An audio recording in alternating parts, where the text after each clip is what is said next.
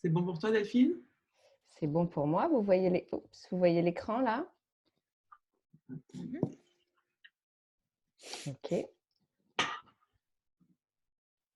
Bien, bienvenue à tous. Donc, on a prévu aujourd'hui un format assez court et on en a fait plusieurs la dernière semaine et on en a d'autres de prévus sur d'autres thématiques. Et l'idée, c'est vraiment de passer aujourd'hui une vingtaine de minutes sur de la théorie. Il y a quand même un petit peu de théorie et de contexte à poser sur l'épuisement professionnel et d'essayer d'ouvrir un maximum aux échanges et aux questions. Donc, on va essayer de tenir le temps pour ça. Ce webinaire est enregistré, donc on pourra le faire passer si vous en avez besoin. On a quelques règles de fonctionnement. Tous les micros sont mis sur muet automatiquement pour essayer d'éviter les bruits ambiants, mais n'hésitez pas à l'activer, que ce soit au cours de la présentation ou à la fin, si vous avez envie, besoin de partager ou de poser des questions. Et bien sûr, s'il y a quoi que ce soit après ce webinaire, n'hésitez pas à nous contacter par mail. On vous fera parvenir cette présentation et vous aurez notre mail dedans si besoin. Quelques mots sur qui nous sommes. Donc, Catalyse, c'est un cabinet de coaching qui est spécialisé dans la santé. On accompagne les professionnels de santé sur le management, la communication, le développement personnel et professionnel, tout ce qui est qualité de vie au travail et leadership au féminin, qui est une thématique qui nous tient à cœur, sous différents formats qui peuvent être individuels ou collectifs, suivant les besoins. Vous voyez sur la prochaine slide les types de clients avec qui nous travaillons, donc exclusivement dans l'écosystème santé, mais assez largement dans ce secteur-là, avec des hôpitaux, des cliniques, des EHPAD, des startups en santé, et aussi bien avec le personnel médical, paramédical ou administratif de ces différentes structures. Et vous avez là certains de nos clients. Alors, assez sur nous, je vais vraiment rentrer dans le vif du sujet et parler du burn-out. Alors, qu'est-ce que c'est le burn-out ou épuisement professionnel en meilleur français? C'est un état d'épuisement physique, émotionnel et mental qui est lié à une dégradation du rapport d'une personne à son travail. C'est quelque chose qui touche tous les métiers, mais qui a initialement été observé chez les soignants en 1970 par un psychiatre qui décrit pour la première fois le burn-out en observant des soignants bénévoles qui s'occupent de toxicomanes. Et on a longtemps parlé du burn-out comme le syndrome des professions d'aide.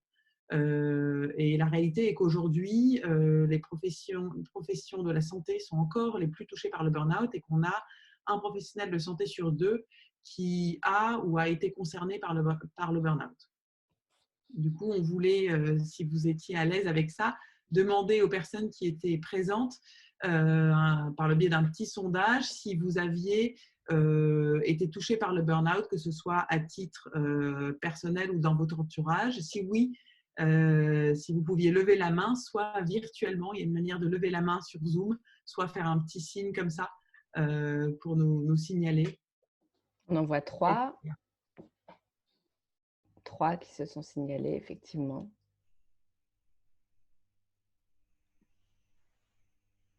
Dans les autres webinaires qu'on a pu faire sur cette thématique, on retrouvait souvent cette proportion de 50% ou plus, avec des témoignages de personnes qui avaient pu observer le burn-out, soit le vivre à titre personnel, soit vraiment l'observer dans leur entourage professionnel ou personnel.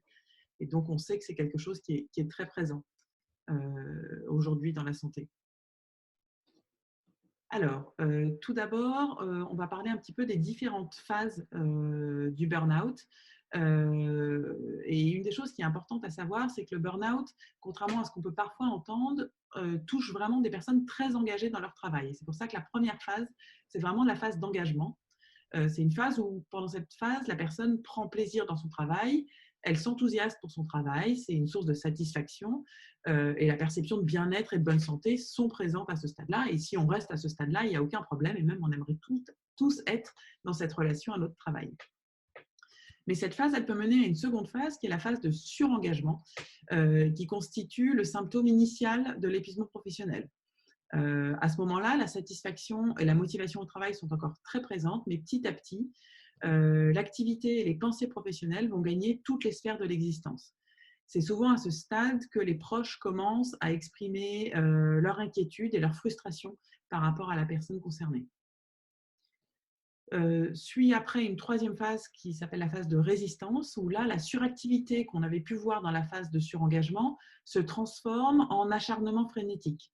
La personne nie de plus en plus son surmenage et sa surcharge. Le plaisir fait place à l'anxiété qui est grandissante, et là, on a une disparition de la satisfaction au travail. C'est également un moment où l'estime de soi diminue petit à petit et la personne commence à douter de ses capacités. C'est un stade où, s'il n'y a pas d'aide extérieure, la personne sera incapable de s'en sortir seule. Quatrième phase, c'est la phase d'effondrement. C'est la dernière phase de ce long processus, parce que c'est vraiment quelque chose qui peut durer très longtemps, plusieurs mois, voire plus. Et à ce stade d'effondrement, la personne a perdu toute capacité d'initiative qui lui serait favorable. L'estime de soi est anéantie et on assiste à un effondrement total qui affecte toutes les dimensions de la personne, psychique, émotionnelle, physique. Et une des conséquences qui sont les plus difficiles à comprendre, c'est l'incapacité progressive du cerveau à exécuter des tâches qui étaient pourtant simples auparavant, et y compris des mouvements physiques. Et on peut voir en période de burn-out des personnes qui ont une paralysie temporaire, incapacité de se lever, incapacité de bouger un membre, de tenir un scalpel, donc vraiment une incapacité physique qui est incontrôlée. Chez Catalyse, on a observé 5 principaux facteurs déclencheurs du burn-out chez les professionnels de santé. Je vais d'abord vous en parler de manière générale et puis plus précisément dans le contexte de cette crise, parce que comme on le verra et comme vous l'avez peut-être déjà observé autour de vous, la crise peut aussi aggravé certains de ces facteurs déclencheurs. Le premier facteur, c'est de perdre de vue le sens de ce que l'on fait. Pour certains professionnels de santé, il peut y avoir en temps normal, indépendamment d'aujourd'hui, un décalage entre leur vocation initiale de soignant et la réalité de leur métier. Parfois, c'est à cause de la lourdeur administrative, de la pression sur la performance, la rentabilité. Ça peut être dans certains établissements les difficultés de collaboration.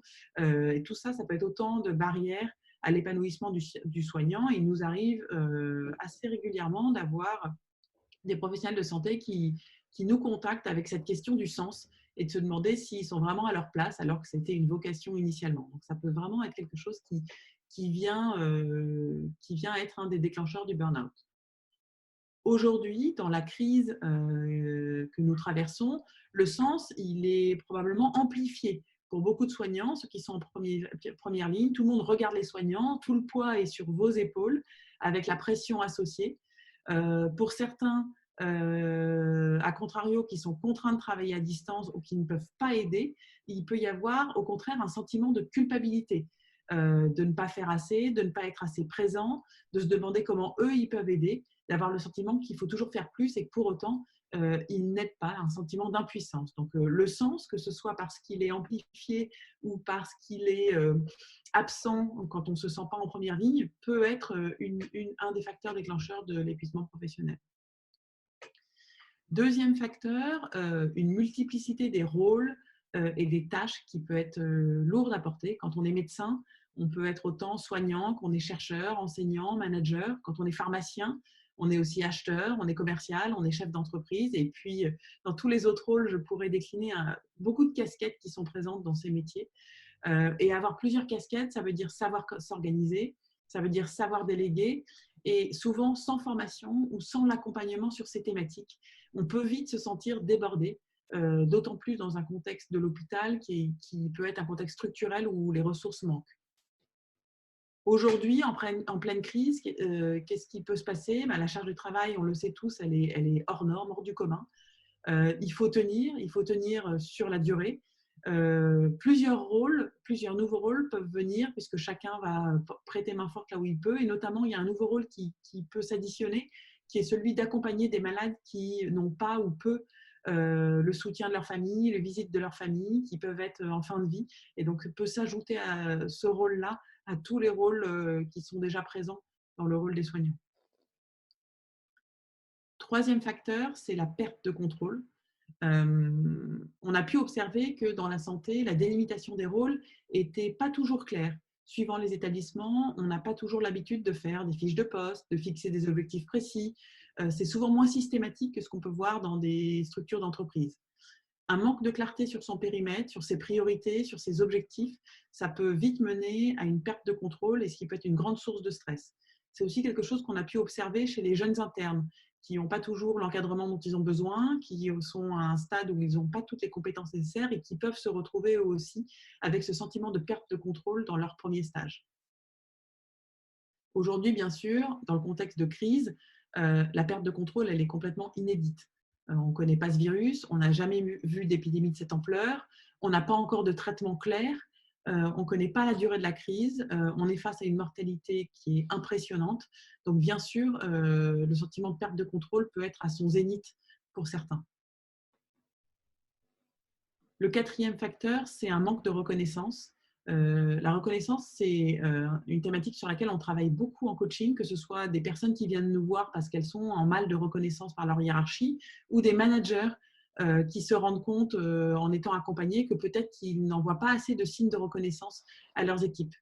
Et les signes de reconnaissance sont vraiment à la base de toute relation et donc ils sont primordiaux dans le cadre professionnel. Ils peuvent être positifs, les compliments, les félicitations, ils peuvent être négatifs, les critiques ou les retours sur un travail qu'on n'a pas bien fait, ou plus grave encore, ils peuvent être inexistants, ce qui peut être très dommageable pour l'estime des personnes. Pour les professionnels de santé, ces signes de reconnaissance, ils peuvent venir de leurs chefs, de leurs collègues, des patients, autant de personnes qui peuvent affecter positivement ou négativement l'estime que la personne a d'elle-même. Alors, en la période de crise que nous traversons, la reconnaissance collective est là. Elle est peut-être là plus que jamais. Les applaudissements à 20 heures, les soignants à qui on dit merci, qui sont reconnus en première ligne. Donc, collectivement, il y a cette reconnaissance, mais que se passe-t-il à titre individuel ? Que ce soit pour ceux qui ne sont pas en première ligne et qui aimeraient l'être. On a eu des témoignages ou des personnes qu'on accompagne qui sont frustrées de ne pas pouvoir être présents, soit parce que leur spécialité n'est pas réquisitionnée, soit parce qu'ils ont des interdictions médicales pour être sur le terrain. Mais peut-être aussi des difficultés pour ceux qui sont sur le terrain et qui sont dans le feu de l'action, où on oublie peut-être parfois de leur donner la reconnaissance dont ils ont besoin à titre individuel. Et puis enfin, le cinquième facteur, c'est l'incivilité. Il y a un consensus sur le fait que le nombre d'incidents et de conflits a significativement augmenté dans le secteur médical. On a vu des incidents en hausse de 50% en 10 ans. Et on sait qu'un environnement hostile est un facteur aggravant de la souffrance au travail et peut donc être déclencheur de burn-out. Alors aujourd'hui, pendant la crise, l'incivilité, on n'a pas encore le recul nécessaire pour savoir comment elle évolue. Tout porte à croire que cette période de crise fait naître un sentiment de solidarité, de compréhension. Mais face à la détresse des familles qui ne peuvent pas accompagner le deuil comme elles aimeraient, est-ce que l'incivilité est plus ou moins présente dans ces services-là? Et à l'extérieur de l'hôpital, les comportements déviants des gens qui ont peur des soignants, on l'a tous entendu aux informations, qui ont peur d'être contaminés, ça peut faire naître aussi une autre forme d'incivilité dans son entourage. Donc, comme vous le voyez, on est face à une crise qui peut vraiment accentuer certains des facteurs qui peuvent être déclencheurs du burn-out. Sur la page d'après, je ne vais pas la lire en détail, c'était plus pour que vous l'ayez dans le document qu'on vous enverra. On voulait vous donner une liste qui n'est pas exhaustive, mais qui couvre les signes et les symptômes, qu'ils soient physiques, psychiques ou comportementaux, qu'on peut observer en cas de burn-out. Il y a aussi des tests pour évaluer le burn-out, si on se sent à risque ou si on sent quelqu'un de notre entourage à risque. Chez Catalyse, on utilise par exemple le Copenhagen Burnout Inventory, qui est un outil de diagnostic et de prévention du burn-out qui est libre de droit. Mais j'insiste sur le fait que rien ne remplace un avis médical. Donc voilà, on peut aider quelqu'un, on peut l'accompagner, on peut lever un signal d'alarme, mais c'est un médecin qui pourra faire le diagnostic du burn-out et qui pourra accompagner d'un point de vue thérapeutique. Néanmoins, on voulait vous donner quelques clés sur comment essayer d'éviter le burn-out, que ce soit pour vous ou pour quelqu'un autour de vous. La première chose, c'est d'écouter ses besoins. Tout d'abord, écoutez-vous, vos besoins, vos envies, vos capacités. Les réactions physiques sont souvent un très bon indicateur de notre état général. Donc surtout, même dans la tourmente, ne pas s'oublier. La deuxième chose, c'est apprendre à s'arrêter. même si cela va à l'encontre de notre société et de nos rythmes, encore plus en période de crise, il faut absolument apprendre à s'arrêter. Ça ne veut pas dire nécessairement prendre des longues vacances, mais faire des petites pauses, ne pas être en flux continu. Si vous êtes en position de management, mettre en place une organisation qui assure des temps de relais pour les personnes de première ligne, afin que chacun ait un temps, même s'il est court, pour se ressourcer. Et d'autant plus qu'on est là face à un marathon et pas à un sprint. Et donc, il n'y a pas d'autre choix que d'arriver à tenir sur la durée. La troisième clé, c'est d'utiliser ses priorités comme boussole. Je reviendrai sur à quel moment, nous, en coaching, on intervient sur l'épuisement professionnel, mais quand on intervient sur les premières phases et quand on peut encore faire quelque chose qui n'est pas du ressort médical, une des premières choses qu'on fait, c'est de prendre le temps avec la personne qu'on accompagne, de remettre à plat ses priorités, de les clarifier et de toujours les garder en ligne de mire quand on se sent débordé. Est-ce que je suis en train de faire quelque chose de prioritaire? Est-ce que je suis claire sur ce que je dois faire? Et si besoin, de le faire préciser. Et quand on peut, quand on est en position de management, de déléguer. Puisque ça m'amène au point 4, oser dire et oser demander de l'aide. Souvent, on oublie, quand on atteint le stade de surengagement, encore plus de résistance, on oublie, on a l'impression d'être seul, on a l'impression que personne ne peut nous aider, que personne ne sera pour nous. Mais ce n'est pas le cas. Vous n'êtes pas seul, que ce soit dans votre entourage personnel ou professionnel. Quand on est au bord du burn-out, on perd pied avec les réalités et on porte souvent seul cette charge de ce qu'on a à faire sans réaliser que notre entourage ne s'en rend peut-être pas compte et pourrait ou aurait aimé aider. On a souvent en coaching des managers qui se sentent démunis. On en a eu la semaine dernière à nouveau dans ce webinaire qui manifestaient qu'ils avaient appris que quelqu'un de leur entourage était en burn-out et qu'ils n'avaient pas vu. Ça crée aussi une grande culpabilité chez ces managers. Ils se disent, mais s'il m'avait demandé de l'aide, j'aurais pu l'aider. Donc voilà, oser dire et oser demander de l'aide, ça peut mener à des solutions. Et c'est vraiment une période où la communication est à utiliser sans modération. Pour finir, il y a différentes formes d'aide qui existent autour de la personne qui peut être à risque de burn-out. La première chose, c'est l'entourage personnel, même si on attire votre attention sur le fait que ça ne peut pas être la seule soupape d'aide et que parfois, l'entourage personnel a du mal à faire passer les messages ou parfois on donne illusion dans le contexte personnel alors qu'on craque intérieurement. Donc, ça ne peut pas être la seule soupape. Le deuxième type d'aide possible, c'est l'entourage professionnel, qu'on soit manager ou collaborateur. On a un rôle à jouer. Pour les managers, on a un webinaire sur comment manager en temps de crise qui peut vous donner quelques indications. Mais c'est parfois difficile en tant que manager. Donc il ne faut pas hésiter à utiliser aussi les collègues qui parfois arriveront peut-être mieux à faire passer certains messages. Il y a bien sûr la médecine du travail, ils sont là pour ça. Pour le soutien aux personnes en difficulté dans ces moments-là. La confidentialité est assurée si la médecine du travail fonctionne bien. Donc, c'est un relais vers lequel on peut se tourner. Pour ce qui est du coaching, c'est quelque chose qu'on peut utiliser avant ou après. Nous, il nous arrive d'accompagner des personnes à risque, la phase de surengagement, la phase de résistance. Pendant cette crise particulièrement, on propose des coachings gratuits aux professionnels de santé et on accompagne des personnes qui se sentent à risque aujourd'hui. On va mettre en place des séances très courtes pour leur laisser le temps d'avoir un espace de prise de recul, mais pour autant ne pas leur rajouter au stress de ne pas arriver à tout faire rentrer dans leur journée. Et puis, parfois, on intervient, nous, après, une fois que la personne a été suivie médicalement et qu'elle est prête à retourner au travail, pour que ce retour au travail soit le plus serein possible. Et puis, enfin, bien sûr, quand on arrive au stade d'effondrement, il y a besoin d'un vrai soutien par des spécialistes, des psychologues, des psychiatres, parfois besoin d'un accompagnement par des médicaments. Il peut y avoir des gens dans vos établissements qui sont là en soutien, des psychologues du travail et autres. Parfois, c'est difficile d'aller voir quelqu'un dans son établissement. Et il y a des solutions à distance, des numéros verts, notamment, nous, on connaît bien SPS, qui est un numéro vert gratuit pour soutenir les professionnels de santé qui se sentent à risque avec un réseau de psychologues et de psychiatres dédiés. Donc, il y a une panel d'aides possibles qui sont présentes pour accompagner les personnes à risque de burn-out. Voilà, ça conclut la partie plus théorique et on voulait vraiment ouvrir aux échanges et aux questions, aux réactions, si certains avaient envie de partager ou de poser des questions.